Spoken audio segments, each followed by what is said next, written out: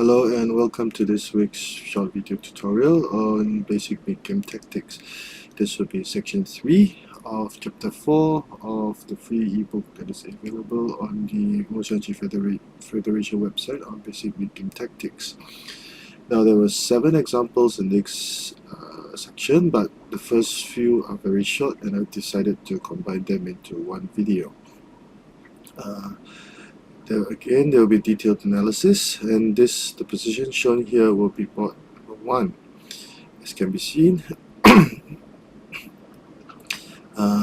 material wise, both colors would be similar. We would have 2 chariots, while black would have 1 cannon, 1 chariot, and 1 horse, all located on the riverbank. Now, the number of pawns are equal, both would have a full guard. At this point in time, in this board, black will be the first to move. The first 4 examples are examples of blunders that you should not make. Now in this board, black tried to play r6+2, hoping that red would capture,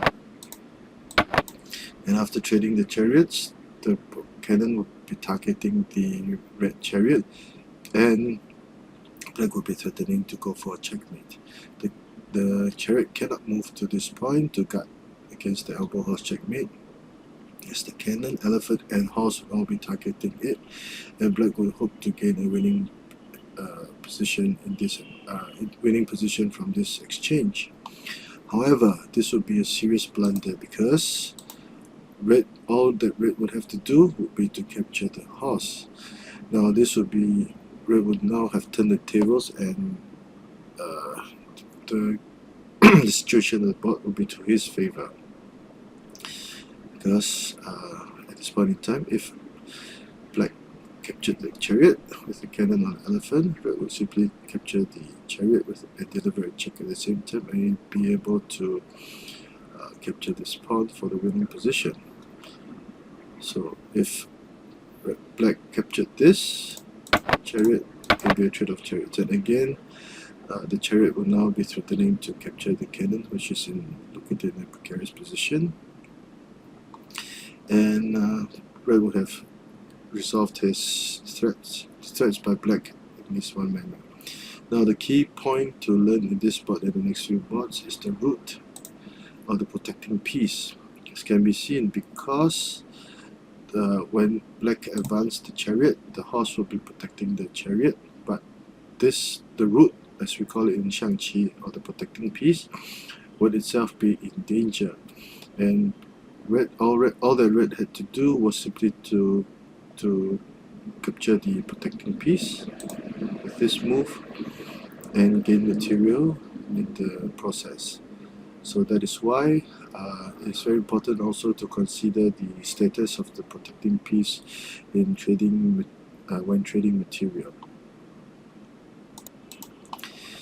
Now this would be example number 2, or board number 2. Again, a simple analysis would show that red would have 2 chariots, 2 cannons, and 1 horse, 3 pawns, and a full guard. Black would have 2 chariots, 2 horses, and 1 cannon, which are similar for the major pieces. Red would have 4 pawns with additional pawn advantage, and also a full guard. So in this situation, the red cannon and the action will be on these 2 files. The red cannon would now be threatening to red's cannon and chariot would now be threatening the chariot and black horse on the same file. So red could consider playing r1+3 if it was red's, r1+2 if it was red's turn to move to gain material, because the cannon would be capturing the black chariot. Sorry, I had a dry throat. So in this game, black thought that he could salvage the situation by offering a trade of chariot. But again, as we mentioned in the previous example, we have to consider the status of the protecting piece when offering a trade of material. So black would hope that red would play this move And as can be seen, the poor positioning of the cannon and chariot on this flank would not be as good, and black would have more chances of have a slight advantage in the situation. However, red would simply play a 1 plus 2 and gain a huge advantage, because now, since the protecting piece was captured, the black chariot would be vulnerable, and black would have to play this move.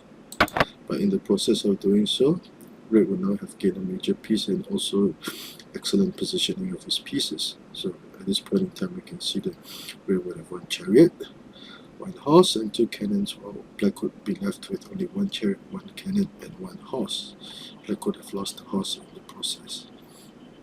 So again, this will be another example of the importance of the status of the protecting piece. The position shown here would be the third example in the section. Okay, again, a quick analysis. Red would have 2 chariots, 1 cannon, 1 horse, while black would have also 2 chariots, 1 cannon, 1 horse. Black would have also have an extra pawn that would cross the river, which was very threatening, and black would have a slight advantage, or significant advantage in this situation.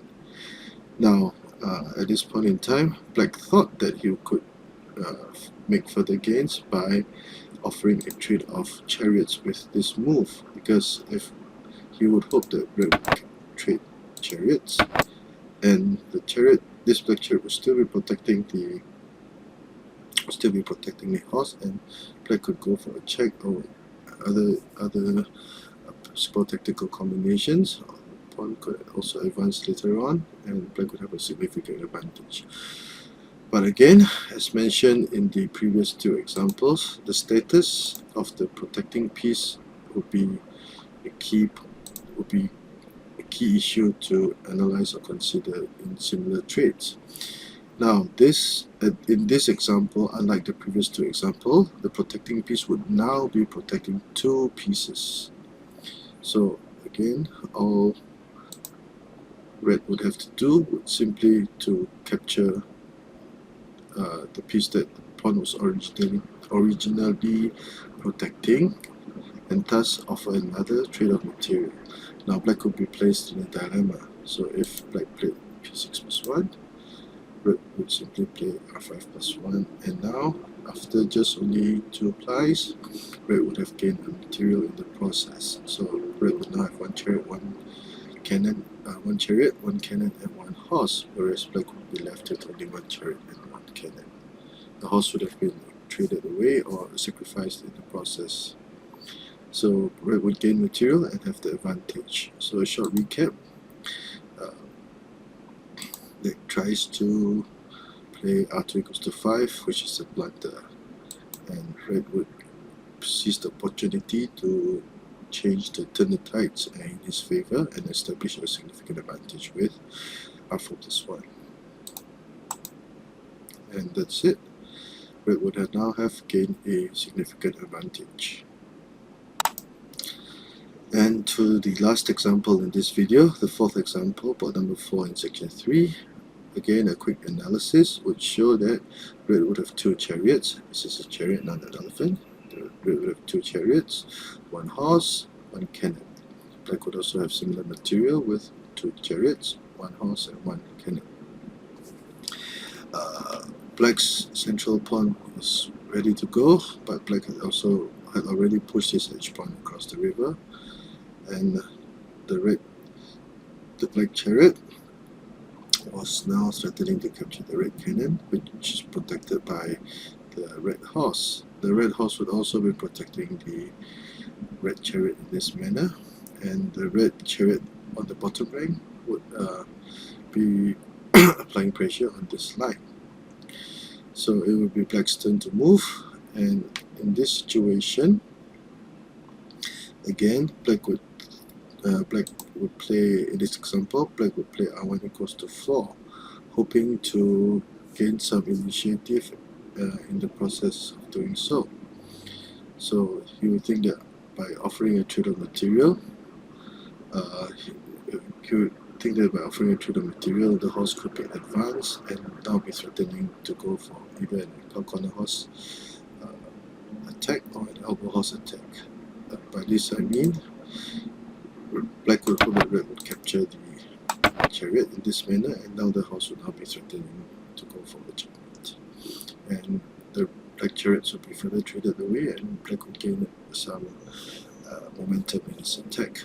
But as can be seen, let's retract my move. As can be seen at this point in time, okay, as in the previous three examples, the status of the protecting piece, protecting the chariot now, which would be the horse, has to be considered. So red will counter brilliantly with r7 plus 5. And now the chariots, this chariot was still protected by this horse. So black would have lost material in the process. So for example, after trading material, red will now have 1, 2, 3 major pieces, while black would have only 2. So red will gain material and have the advantage. So in the past 4 examples, we can see that the importance or the status of the protecting piece is a key factor to consider or analyze in similar situations. Please go through the examples again. There are timeline markers that can be found below in the comment section, and this will help you a lot. I hope you've enjoyed the work I've been doing. If you like the work that I've done so far, please subscribe to my channel and give me a thumbs up. Thank you.